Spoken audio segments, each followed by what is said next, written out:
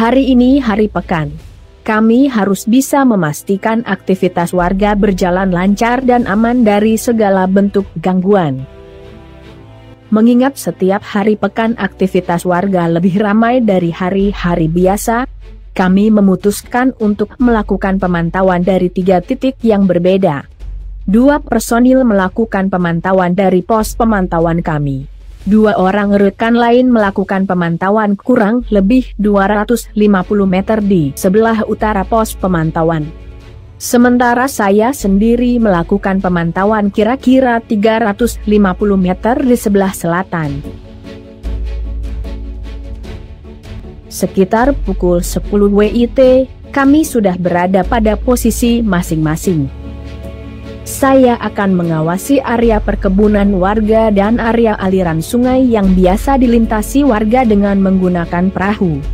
Sampai pukul 12 WIT tengah hari, area pengamatan saya terlihat lengang dan tidak ada hal-hal yang mencurigakan.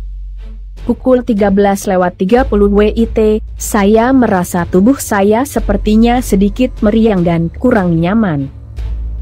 Sebelah kiri kepala saya terasa panas dan berdenyut hingga pandangan mata saya sedikit kabur dan berkunang-kunang. 1 butir obat migrain sudah saya telan, namun penderitaan saya belum juga mereda. Sekitar pukul 14 WIT, panas matahari sepertinya kelewat menyengat. Apa yang saya pantau melalui teleskop senapan saya, terlihat berbayang dan bias. Pukul 14:15 WIT, tiba-tiba teleskop senapan saya menangkap satu sosok laki-laki bersenjata sedang berjalan di bantaran sungai. Saat saya zoom, ia tiba-tiba menghilang.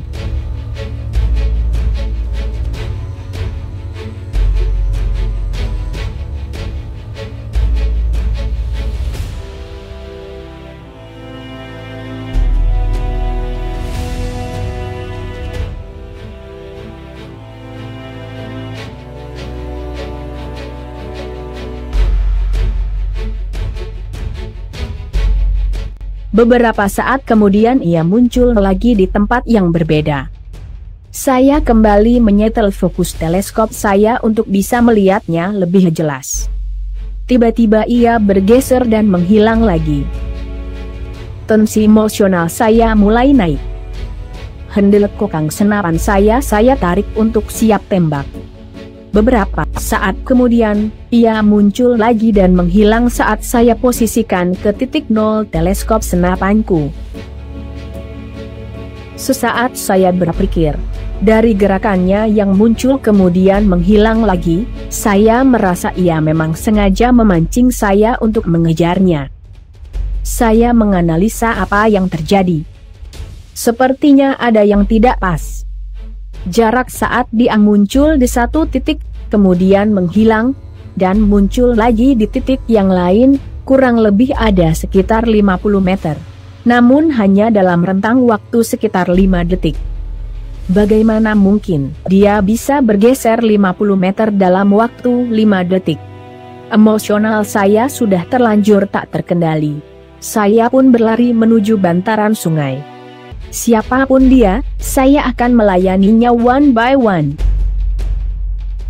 Kurang dari 20 menit, saya tiba di bantaran sungai. Dengan senyap saya mulai melakukan penyisiran di sekitar area di mana orang yang bersenjata tersebut terlihat tadi.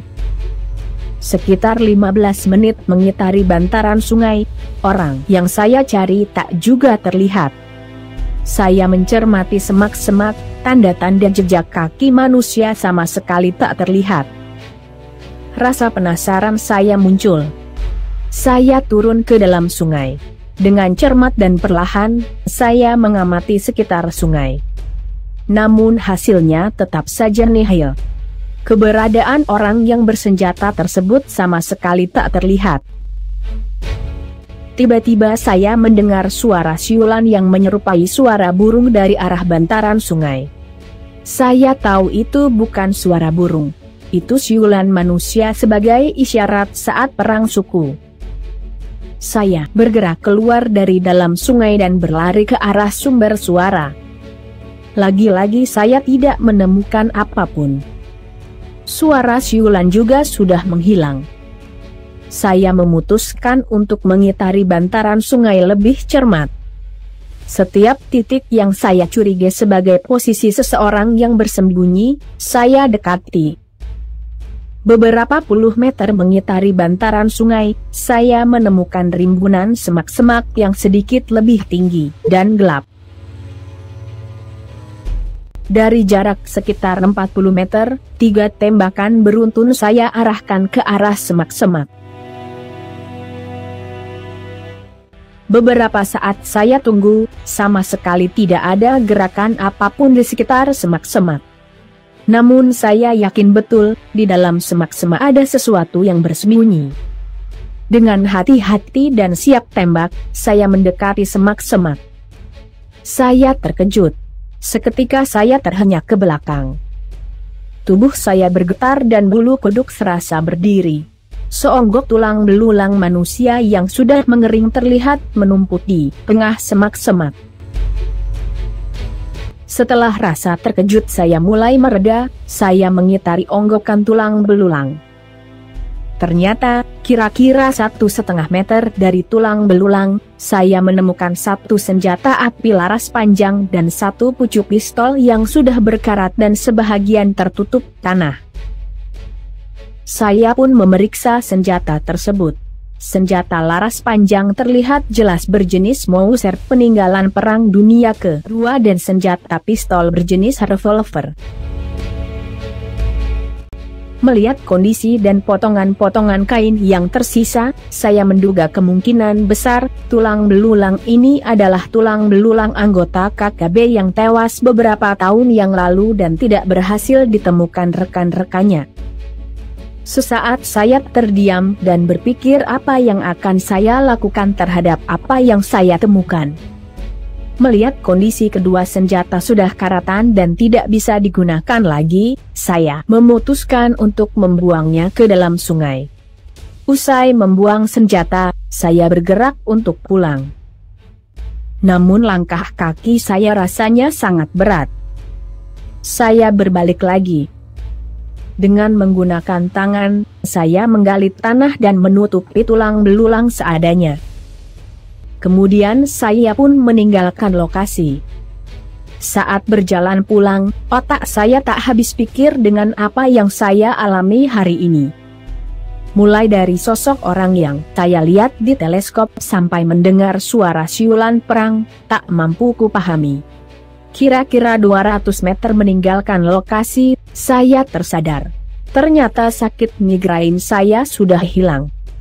Kondisi tubuh saya 100% sudah pulih. Sekarang saya paham, apa yang saya alami hari ini adalah rahasia Allah. Pukul 16 WIT sore, saya tiba di pos pemantauan dan bergabung dengan rekan-rekan. Kepada rekan-rekan saya menceritakan apa yang baru saya alami. Mendengar cerita saya, wajah rekan-rekan terlihat sedikit berubah dan tanpa komando, mereka pun saling merapatkan diri.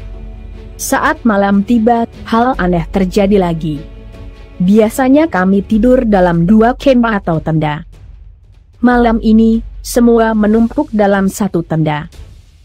Kami hantu rimba. Komando.